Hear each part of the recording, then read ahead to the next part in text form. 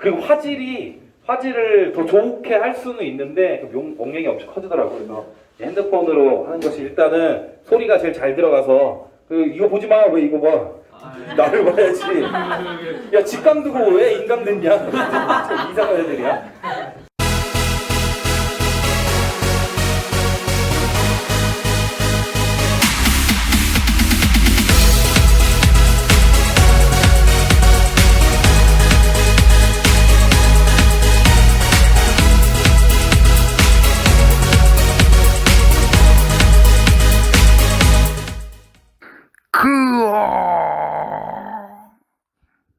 자, 뗀석기를 사용하던 시대 인류가 처음 등장한 걸 우리가 400만 년 전으로 보고 있는데 어느 날 갑자기 나타난 건 아니고 이제 그 이전부터 있었는데 대체로 이때부터 시작했을 것이다 라고 보고 있고요. 도구를 사용하는 도구의 종류와 특성을 가지고 시대를 보통 구분합니다. 첫 번째는 뗀석기를 사용했던 구석기 시대입니다. 자, 이 한반도와 완주 지역 전체를 우리가 우리의 활동 영역으로 보고 있는데 거기에서의 우리가 이제 구석기인들이 등장한 시점은 약 70만 년 전으로 보고 있고요. 이때부터 뗀석기를 사용한 어떤 사람들이 우리 일대에 살고 있었다는 것이 특징입니다. 다만 다른 점이 지금과 다른 점이 있다면 당시 빙하기였기 때문에 해수면의 높이가 낮아서 이게 초록색 선 바깥선이 있는 것이 해안선의 위치이고 서항에는 없고 그죠? 그리고 일본이 섬이 아니라 연결되어 있는 이런 것이 이제 당시 특징이죠. 뗀석기를 보면은 딱 떼어낸 석기입니다. 말 그대로. 그래서 간단한 도구를 만들어서 사용을 주먹도끼 같이 간단한 도구를 만들어 사용을 했고 이들은 평등한 무리였으며 이동 생활을 했고 그래서 동굴이나 막집을 지어놓고 간단하게 살고 또 이동하고 그래서 식량은 채집과 수렵, 어로 등을 통해서 공급을 해왔습니다.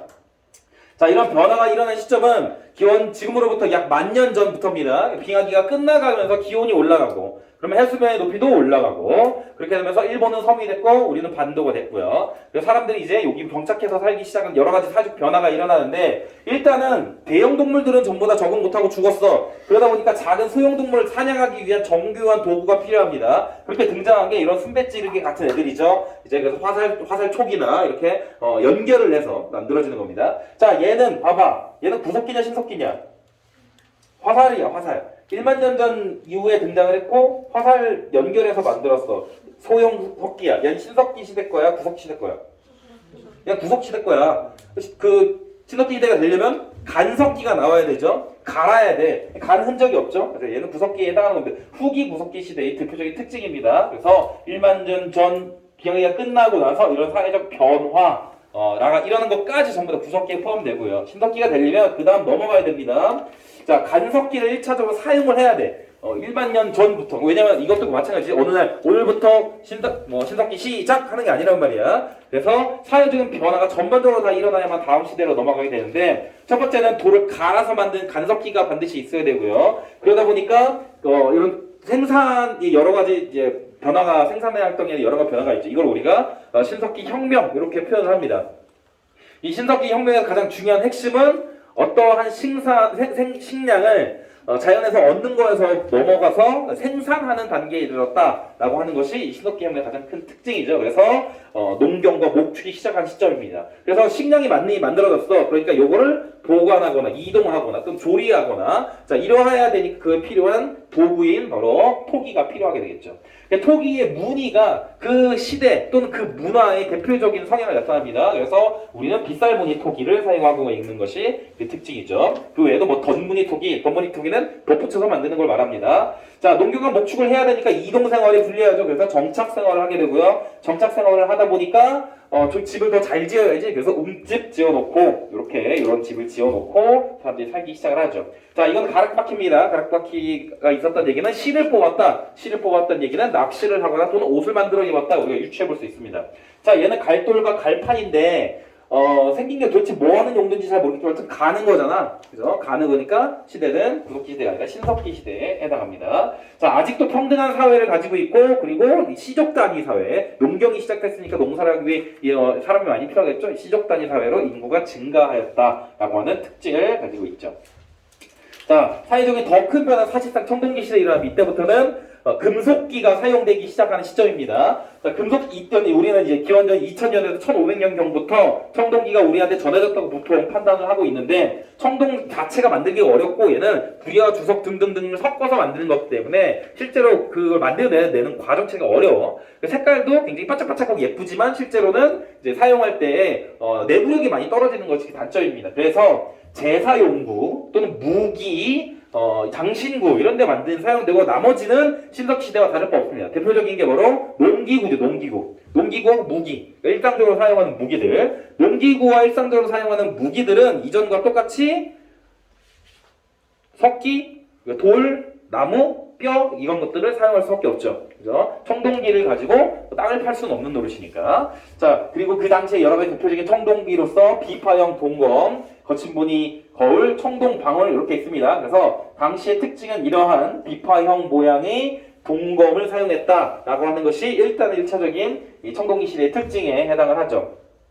자, 청동기가 만들어졌다는 것은 어떤 내가 쟤보다 우월하다는 거야. 그래서 당시에는 정복전쟁과 여러 가지의 사회적인 변화로 인해서 생산량도 늘어나고 그래서 빈부의 격차 나오고 또 계급도 발생하게 됩니다. 그래서 군장이라고 하는 지도자가 등장을 하고 그리고 정복을 통해서 노예라고 하는 노예 계층도 등장을 하고 이제 계급의 발생을 의미하는 거죠. 사유재산도 등장을 하고 군장은 또 자신의 권위를 보여주기 위해서 고인돌을 사용을 하거나 또는 이렇게 청동 도구를 사용해서 자신의 권위를 중요하게 여겼죠.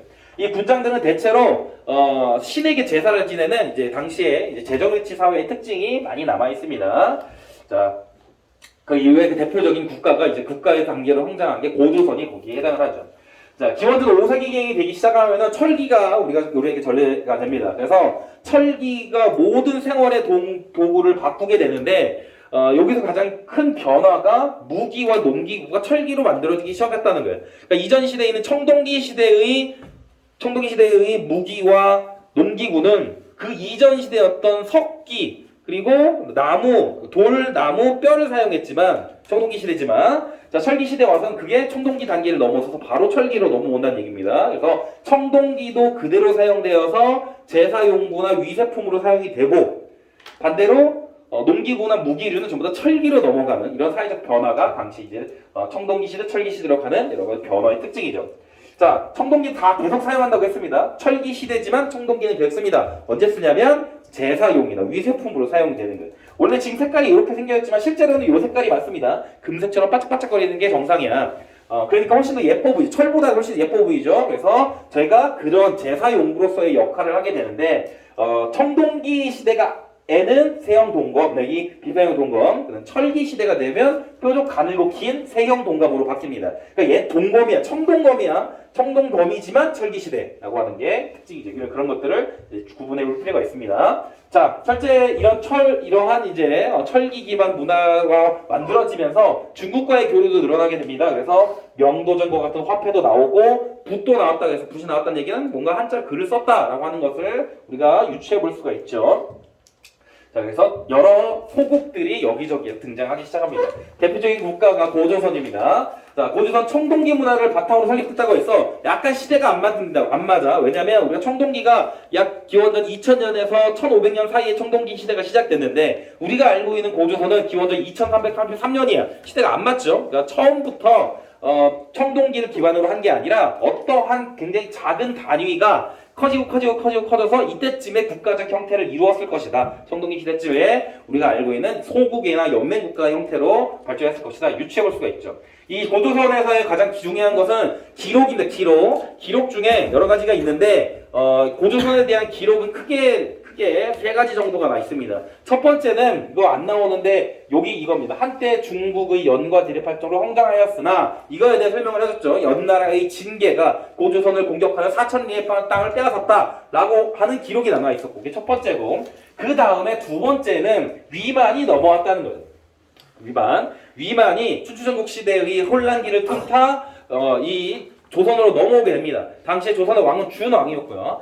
준왕이 위만을 이제 데리고 살다가 위만이 반란을 일으켜서 조선을 자기가 지배하게 되죠. 그래서 준왕은 남쪽으로 내려와 진이라고 하는 세력을 형성했고, 그리고 조선은 위만이 지배하는 위만 조선이 나옵니다. 이거 두 번째 이제 사료이고, 세 번째 사료는 그 다음에 그다음 위만의 손자 무고 왕 때에 이르러서 기원전 108년이죠. 원래 109년부터 쳐들어오기 시작을 하는데, 자, 한무제가 흉노와의 결탁, 그리고 또는 이제 중개무역의 이점들을 이제 빼앗기 위해서 고조선을 공격합니다. 그게 기원전 109년, 1년 동안 버티다가 기원전 108년에 무거왕 때, 그러니까 위만의 손자죠. 멸망을 하게 되죠. 그러니까 시대의 순을 우리가 이제 구분을 할 수 있으면 됩니다. 연나라의 공격, 위만이 넘어오고, 그 다음에 한무제 때 멸망을 하고, 이러한 시대의 순서를 충분히 이해할 필요가 있고요. 자, 다 이러한 기록들 사이에서 우리가 여러 가지 유추해 볼 수 있습니다. 첫 번째는 항복하러 온 애들 이름을 보니까 걔네 그 관직명이 나왔단 말이에요. 그래서 상경, 대보, 장군, 박사라고 하는 관직이 있었다. 정확치는 않지만, 조직은 뭔지 모르지만 어쨌든 그런 관직들이 있었고요. 그리고 8주의 법이 있었다라고 지금 기록이 되어 있는데 8개는 다 전해지진 않고, 전해지는 것들은 8주의 법이 있었는데 그 중에 이제 사람을 죽인 자는 즉시 죽이고, 상처를 입힌 자는 곡식으로 갚고, 도둑질한 자는 노비로 삼고, 용서를 받고자 하는 사람은 돈을 내야 된다 얘기야. 여기 보면 계급도 나오고요, 사유재산도 나오고요, 그리고 이렇게 이제 복수주의, 그러니까 생명 존중이죠. 사람을 죽이면 안 돼라고 하는 생명 존중 사항도 모두 포함되어 있는 것이 그 특징입니다. 자, 결국은 이제 한무제의 공격으로 멸망하고 난 다음에 그 다음에 여기에 한 군현을 설치하는데 4개를 설치했다고 했어요. 그래서 한사군이라고 불렀고요. 이게 그 이후에 사회적인 굉장히 혼란이 계속되었고, 마지막까지 남아있던 낙랑군이 313년 미천왕의 공격으로 없어질 때까지 약 400여 년 동안 한반도에 그 영향력을 남기게 되죠. 자, 그 외에도 작은 이제 고조선도 멸망하고, 그 위에 작은 연맹 왕국들이 만들어지기 시작을 합니다. 자, 위에서부터 쭉 설명하자면은 부여부터 시작해죠. 부여가 평야지의 중심으로 성장을 하였으나, 얘네도 마찬가지로 농사를 그렇게 넓게 지을 수 있는 환경은 아니었고, 땅은 또 척박한 편이었습니다. 자, 이들은 가축의 이름을 딱 마가우가저가구가가 있었고, 그들은 각각 사출도를 지배했다는 특징이에요. 원래 이 부여 애들은 고구려하고 별반 차이가 없어. 기록도 되게 비슷합니다. 이 밑에 보면은 부여의 이야기는 군왕이 있고 마가우가저가구가가 있는데 사출도가 있었다라고 하는 그 내용. 그리고 고구려의 내용들은 감옥이었고 범죄자가 있으면 제가 모여 회의에 사형에 처했다. 그리고 이제 보면은 이런 내용들 이외에도 이제 기록들이 거의 이 부여나 고구려의 내용이 되게 비슷한데 약간 디테일한 차이가 있습니다. 그게 뭐냐면, 살인자는 사형에 처하고 똑같죠? 그죠? 가족은 노비로 삼고 비슷하죠? 다만 이제 일책시비법이라고 하는 책임 하나에 12배로 갚을 것, 일책시비법. 그리고 형사 취수의 혼도 고구려에도 있습니다. 근데 비슷합니다. 다만 이제 디테일한 차이가 있었고, 왕의 권한이 굉장히 약해서 왕에게 책임을 묻기도 하였다라고 하는 내용이 나오면 요거는 부여입니다. 사출도, 그러니까 부여와 고구려의 차이점을 먼저 이해를 해야겠죠. 다른 분. 사출도가 있었고요. 왕이 권한이 약했고요. 그리고 일책시비법이 있었고, 나머지는 다 똑같습니다. 고구려랑. 자, 얘네는 또 이제 제사를 지내는 하늘의 제사를 지내는 영고라고 하는 것이 있었죠. 자, 고구려는 이제 부여에서 이주해온 집단이 이제 독립해서 만들어진 나라이고요. 이들은 이제 농사짓기가 불편하니까 전복전쟁으로 약탈을 경제의 시스템을 가집니다. 그래서 여기 교과서에 없는데 설명하셨죠? 뭐가 있어? 약탈한 전리품들을 갖다가 보관해 놓는 창고. 이름이 뭐야? 부경입니다. 자, 부경을 만들어 놓고 사용했다는 게 있고요. 자, 이들은 형사취수는 고구려 부여랑 똑같죠. 그리고 서옥제라고 하는 혼인 풍습이 있는데, 결혼을 할 때 이제 미리 남자가 이제 결혼한 후에 여자네 집에 가서 일정 동안 노동력을 제공해 주는 것을 의미합니다. 자, 고구려는 원래 마찬가지 오부 연맹체 국가였으나 이거를 나중에 고백천왕 때 이르러서 오부를 행정적 오부로 바꾸면서 당연히 왕권 중앙주권 국가로 발전하게 되는 배경이 됐고, 각각의 왕들은 아까 사출도가 있었지, 가들은 사출도가 있었잖아. 부여에는 얘네는 사자, 조이, 선인 이런 애들이 있어. 이름이 훨씬 더 멋있죠. 자, 그래서 이들이 여러 가들이 모여서 하는 회의로 중대사를 결정했던 제가회의. 이런 귀족 연맹체적 성격인데, 이게 신라에도 있고 밭제에도 있습니다. 신라에는 화백회의, 백제는 정사함제도, 이런 것들이 전부 다 이런 귀족 회의의 성향입니다. 자, 또 옥정와 동해입니다. 옥동이야, 옥동. 자, 여기는 이제 공통점과 차이점이 있는데 공통점은 읍군, 삼로라고 하는 군장이 있어서 왕은 없습니다. 자, 그리고 해산물이 풍부하고 고구려의 영향을 받았다라고 하는 것이 공통점인데 차이점이 있으면 각각의 풍습에 좀 있습니다. 옥저는 민면의리제와 가족 공동 무덤이 있다라고 하는 거. 동해는 조계훈과 책화가 있다라고 하는 거. 이게 이제 그 옥저 동해를 구분하는 가장 중요한 기준이 되겠죠. 자, 동해는 또 무천이라고 하는 이제 이 제천 행사도 나라고 있습니다. 자, 한반도 남부에 사만이 있는데 마변진입니다. 마변진은 이 전체에 대한 대표 역할을 하는 것은 만의 목지국 왕이 이 사만 전체의 대표 역할을 해서 제사를 주관하는 역할을 했죠. 자, 이들도 마찬가지로 신지, 읍차라고 하는 군장들이 있었는데 사이즈에 따라서 다르게 불렀습니다. 이 다른 애들과의 차이점은 재정 분리사회라는 거. 그래서 천군이라고 하는 제사장이 소도라고 하는 자신의 공간에서 제사를 지내게 되고 신지, 읍차 등등은 이 소도에서 자신들의 정치적 영향력을 행사할 수 없는 것이 특징이죠. 그래서 당시의 재정 분리 사회이고, 그리고 또 하나는 얘네가 농사를 많이 지어야 되니까 농사를 그러니까 하늘의 제사를 2번 주면 됩니다. 그래서 계절제 2번을 지냈다라고 하는 특징 가지고 있습니다. 특히 이제 변환 같은 경우는 철이 많이 나는 지역, 자, 철이 많이 나는 지역이기 때문에 그래서 이제 화폐 같은 용도로 사용했고, 이것을 수출을 외나 낭랑에 수출을 해와서 그들과 밀접한 관계를 가지고 있었다라고 하는 것이 이제 당시의 특징이죠. 이들이 나중에 이 마변진이 성장해서 백제, 신라, 가야로 발전하게 됩니다. 자, 이전 단계 지금까지 설명한 애들은 연맹 단계야. 여러 부족들이 연맹해서 만든 연방국가 단계에 있는데 이 중에서 살아남은 몇 개의 국가들이 중앙집권적 영역국가로 발전하게 됩니다. 이들이 이제 고구려, 백제, 신라가 여기에 해당을 하죠. 가야도 여기까지 오지 못합니다. 이 중앙집권적 영역국가라고 하는 것이 가지고 있는 여러 가지 특징은 일단은 왕권이 굉장히 강해져야 돼. 정복전쟁을 통해서 전쟁에서 이기면 왕이 굉장히 대단해 보이잖아. 그죠? 근데 이거 하고 있냐? 네. 하고 있는 거 맞아? 네. 진짜 여기까지 했는데 안 눌렀으면 나 안 해 이제.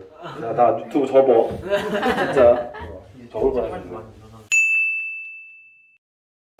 얘네는 여러 이제 왕권을 강화하는 과정에서 중앙집권적 영역 국가로 발전하게 되는데 왕이 세습, 그러니까 누가 아버지가 아들에게 물려진 부자 상속이 있어야 되고, 그리고 이전에 있었던 조직들은 중앙 조직으로 다 편성에 포함에 들어와야 되는데 그 과정에서 관등제가 만들어집니다. 작은 부족장은 낮은 등급, 높은 부족장은 높은 등급 이렇게 오겠죠. 그래서 관등제가 만들어지고 이것을 눈으로 시각적으로 표현한 게 관복. 복색을 제정한 거. 그래서 관등에 따라서 옷의 색깔을 정하는 것들이 이제 모두 다 중앙 집권적인 이런 중앙 집권하에 포함됩니다. 자, 이들은 또 그럼에도 불구하고 아직은 이제 부족장들의 힘이 세기 때문에 귀족 회의를 통해서 중대사를 결정하는 것이 그때 이제 흔적이 남아 있는 거죠. 자, 대표적인 것이 신라의 골품제입니다. 신라의 골품제는 성골, 짐골이 있고 밑에 그러니까 골이 있고 품이 있는데 품은 6, 5, 4, 3, 2, 1까지 있고 1, 2, 3은 평민이라 없어집니다. 그래서 이들의 특징은 품에 따라서 자신의 골품에 따라서 올라갈 수 있는 등급이 제한되어 있다라는 것이 골품제가 가지고 있는 특징이죠. 자, 또 하나는 중국식 법률인 율령을 받아들이는 것. 그래서 법률 체계를 정비하고 또 사상의 통합을 위해서 불교를 수용하고 그리고 그 외에 유교를 장려하고 하는 내용들이 전부 다 이 중앙집권적 영익국가로 발전하기엔 여러 가지 조건에 해당합니다. 그래서 그렇게 살아남은 애들이 각각의 한반도에서의 전성기를 차지하게 되죠. 처음에 고구려입니다. 자, 고구려는 국내성을 수도로 옮긴 다음에 시간의 수세로 가요. 태조왕 때 옥저를 복속해서 영토가 동해안까지 갔고 왕권을 강화했고 결국 고씨가 독점적으로 세습하였다라고 되어 있고요. 그 다음에 고국 천황 때 오보의 지배를 행정적 오보로 바꿨다. 여기에 부자 상속도 포함되고요. 그리고 진대법도 포함됩니다. 진대법은 구휼제도이고 봄에 쌀을 빌려줬다가 가을에 이자를 붙여서 받는 거야. 그래서 춘궁기 때 먹고 살기 어려운 사람들을 이제 보호하기 위한 구휼 정책으로 고구려 진대법이 고국천황 때 만들어지게 됩니다. 자, 그리고 4세기 초 미천왕 때 이르는 낙랑군을 몰아내고 앞에 말했죠. 313년에 미천왕이 낙랑을 한 번도 완전히 몰아냈다라고 한 기록. 그래서 대동강 유역까지 영역을 확대했고, 그러나 근초국왕의 공격으로 고국 원왕이 평양성에서 전사합니다. 그러니까 반대로 우리가 이런 거 생각해야 돼. 지금 고구려 고국 원왕 때 고국 원왕이 평양성에서 전사를 했어. 그래서 고구려에서는 그 다음 왕이 된 소수리 왕이 내부적인 통치 체제를 안정화하는 작업을 했다도 있지만, 또 하나는 백제 같은 경우는 그 당시에 전성기를 가지고 있었다라는 것을 우리가 비교해서 이해를 해야 됩니다. 자, 그래서 소수리왕 때 이어서 태학 설립, 율령 발포, 불교 수용 등등 이런 내부적 통치 체제를 정비하는 역할을 하게 되죠. 자, 백제는 한강 유역에서부터 시작을 합니다. 그래서 처음에는 이 북쪽에서 내려온 유이민과 원래 토착민들이 같이 살죠. 특히 이들은 이제 고구려 쪽에서 왔을 것으로 우리가 추정해 볼 수 있습니다. 자, 이들이 작은 소국에서 출발해서 고이망 때 이르려면은 한강 유역을 차지하게 되고요. 그리고 좌평을 관등제, 복색제정 등등 통치체제가 고이왕 때부터 만들기 시작합니다. 그리고 나서 근초고왕 때 이르러서 영토를 확장하게 되는데, 아까 고국 원왕이 죽었죠? 평양성을 공격해 고국 원왕 죽고 요서 또는 남조 지역 또는 외에 서로 교류를 하면서 백제가 굉장히 강성해지죠. 또 하나의 근초고왕 때의 특징은 우리가 알고 있는 백제 영토를 차지했다는 겁니다. 원래 여기 마한이 있었는데 마한의 소국들을 정복하면서 어디까지 진출했냐면 남해안까지 진출했다. 지금의 영토가 우리가 알고 있는 백제의 영토가 완성된 시점은 근초고왕 때이다. 우리가 이렇게 이해를 하면 됩니다. 자, 여기 보면 이게 이렇게 쭉 나오죠? 무덤이 나오죠? 그래서 요거는 고구려 국내성, 환도산성 아래에 있는 무덤들이고, 요거는 서울에 있는 무덤인데 생긴 게 계단식 돌무진 무덤 똑같죠? 그래서 당시 이 지배층들이 고구려의 지배층과 백제 지배층이 뭔가 연관이 있었을 것이다. 백제를 세운 중심 세력이 고구려 계통일 것이다. 라고 우리가 이걸 유추해 볼 수 있습니다.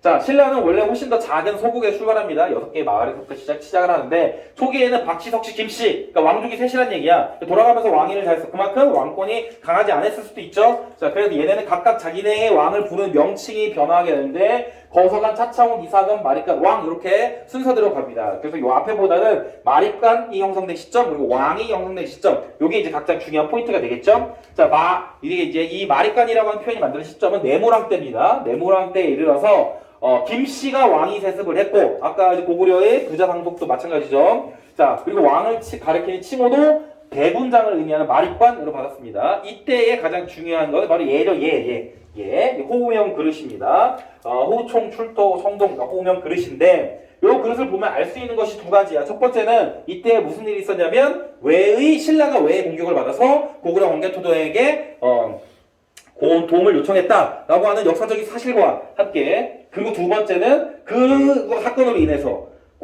신라가 고구려의 내정 가설을 받았다라고 하는 두 가지가 이 당시 이 요를 통해서 우리가 알 수 있는 내용들입니다. 자, 신라는 그 이후에 비약적인 발전을 통해서 지증왕 때 이르면, 그때 이르러서 나라 이름을 신라라고 했어. 새로운 신 벌릴라라는 뜻이죠. 그래서 공식 국호 신라가 됐고, 이제 왕이라는 표현도 사용하기 시작합니다. 이제 우리가 알고 있는 국가의 형태가 완성된 시점이 지증왕이라고 보면 돼요. 지증왕 또 하나 우경을 보급하였다 하고, 그리고 우산국을 정복하였다. 이거 다 포함되는 내용들입니다. 자, 그리고 법흥왕 때 이르러서 이제 통치 체제를 정비하게 되는데, 율령제 나오고요, 관등제, 공복제 다 나오고, 그리고 골품제 정비하고, 금강과야 정복하고, 가장 중요한 건 불교를 공인하고, 이 내용들이 전부 다 법흥왕 때 이야기입니다.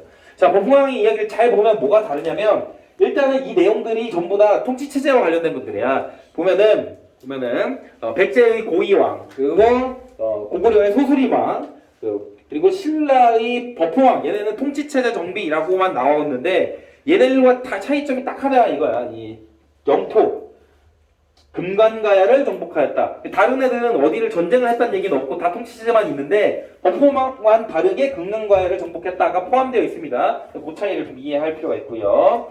자, 가야연맹은 원래는 금관가야가 6개의 6가야 중에 6개가 처음부터 끝까지 다 있었던 거야. 있었는데 그 중에 초반에는 금강가야가 주도였어요. 전기가야 연맹은 금강가야 주도였는데, 아까 고구려의 관객들 내용이 밀고 내려와서 공격함으로써 금강가야가 쇠퇴해서 법흥왕 때 신라에 편입이 됐죠. 그러니까 살아남은 그때 당시 피해를 덜 입었던 대가야가 후기가야 연맹의 중심이 됩니다. 자, 이들은 이제 결국은 중앙집권 국가로 발전하지 못했어. 그 이유는 다들 서로 고만고만하니까. 그래서 비슷해서 세력을 확장하기 어려웠었고, 그리고 그 주변에 신라와 고구려가 하는 강력한 국가가 있었으니까 사실상 중앙지권 국가로 발전하는데 어려움이 있었던 것 같습니다. 자, 얘들의 이제 가장 특징은 아까 변환 때 똑같습니다. 철을 사용하고 있었다. 그래서 여기 덩이, 새, 화폐처럼 사용하고요. 금덩이 같은 거죠. 자, 모든 무기들 같은 것들 다 철기를 사용했고, 자, 이런 것들이 이들이 이제 제철 기술이 관련된 것들, 이것이 이제 그 특징이죠. 그래서 이후에 신라나 외 지역으로 이렇게 철기를 수출하는 이런 일이 발전했습니다.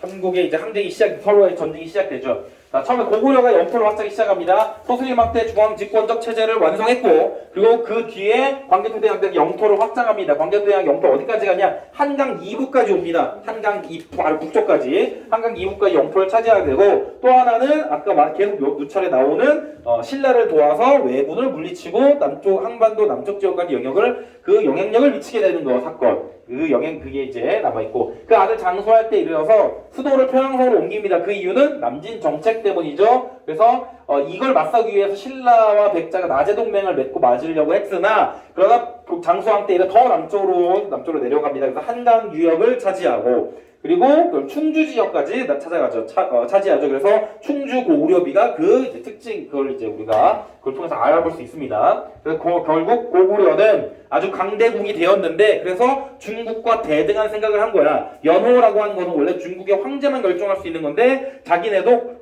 이제 연호를 영락이라고 하는 스스로 연호를 사용할 정도로 굉장히 대등한 관계, 중국과 대등한 관계, 굉장히 우월한 자기만의 세계관을 가지고 있었다라고 하는 특징이죠. 그걸 이제 어떻게 할 수 있냐? 광개토대왕 능비에 보면 우리는 천재지이자 하늘의 아들이다 라는 내용이고, 자신만의 천하관과 연호 그리고 태왕이라고 하는 특별한 칭호를 사용했다는 것들을 우리가 이걸로 이렇게 유추해 볼 수 있습니다.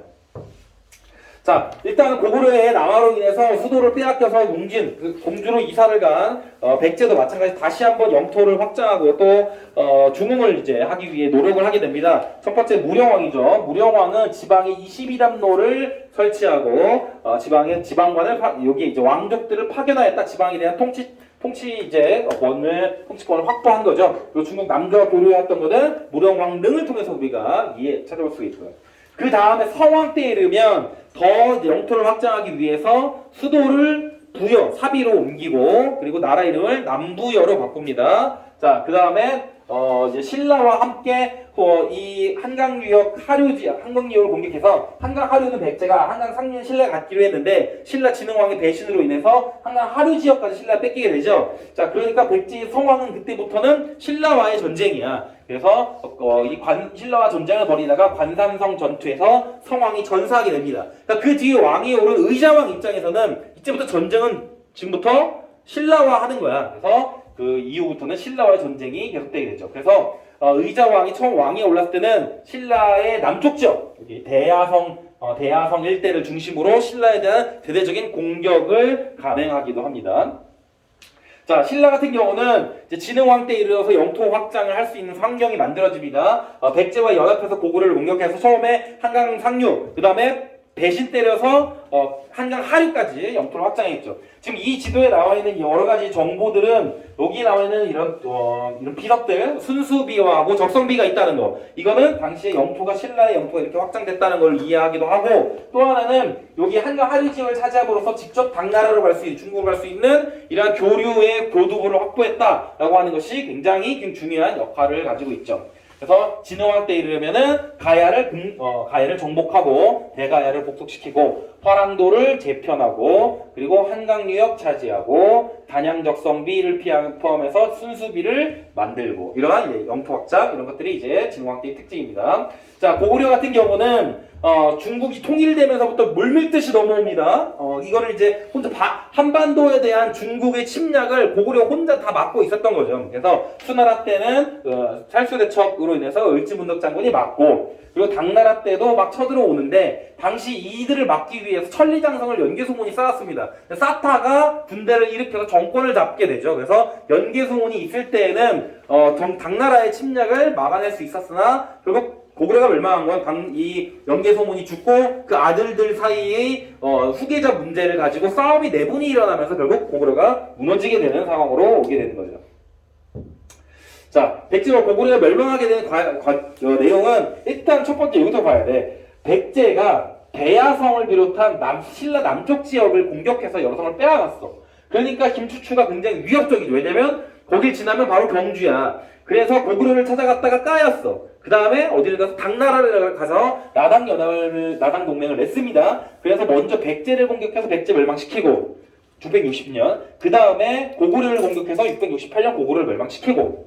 자, 각각 고구려와 백제는 이제 고구려 백제는 거기 부흥 운동도 일어나게 되는데 백제에서는 치상지 임존성, 이 뒷산 봉수산 인산입니다. 그리고 복신 도친들이 주류성.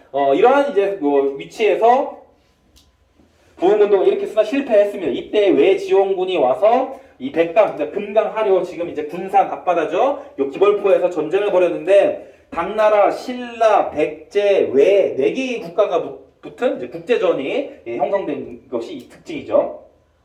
자, 고구려의 부흥운동도 마찬가지 전개되었으나 안승 이 사람이 이제 왕족 보장왕의 아들이라고 되어 있는데 안승이 자신과 함께 이 부흥운동을 이끌었던 권모잠을 죽이고 신라에 항복함으로써 끝납니다. 그래서 나중에 신라에서는 안승에게 보덕국이라고 하는 나라를 만들어주는데 그 위치가 익산이야. 그러니까 익산에서 고구려 부흥운동을 하자는 거 말이 안 되는 거죠. 그죠? 자, 그러나 전쟁이 끝난 게 아닙니다. 한국 통일이 된 게 아니야. 왜냐하면 이걸 고구려와 백제를 멸망시키고 난 이후에 당나라에서 백제 땅에다가는 웅진도독부, 신라 땅에다가는 계림도독부, 그리고 고구려 땅에다가는 안동도호부를 설치해서 실질적으로 자기들이 지배하려고 하는 이러한 욕심을 보이게 되니까 신라에서는 그걸 방어하기 위해서 전쟁을 시작합니다. 이게 나당전쟁입니다. 자, 나당전쟁에서 가장 핵심적인 전투 지역은 땅에서는 매소성, 바다에서는 기벌포 전투, 이 두 개의 전투에 승리함으로써 결국은 당나라가 더 이상 전쟁을 하지 않게 되면서 삼국 통일이 완성됩니다. 삼국 통일에 대한 평가는 두 가지가 있어요. 하나는 긍정적인 평가, 하나는 부정적인 평가야. 이 긍정적인 평가로 의하면 삼국 통일은 어쨌든 세계의 문화가 통일되어서 민족 문화가 만들어질 수 있는 가장 이제 기반이 마련되었다라고 하는 거. 어쨌든 통일이 되었다라고 하는 것이 의미를 둔 거고, 이런 이제 위판적인 부정적 영의 시선으로 봤을 때는 일단 첫 번째가 당나라를 끌어들였어. 외세인 당나라를 끌어들였다는 거. 두 번째는 영토가 아쉽죠? 대동강 이남 지역으로 해서 고구려 땅을 잃게 되었다는 거. 이 두 가지가 이 부정적인 평가를 봤을 때의 이제 삼국 통일의 한계에 해당이 되겠죠.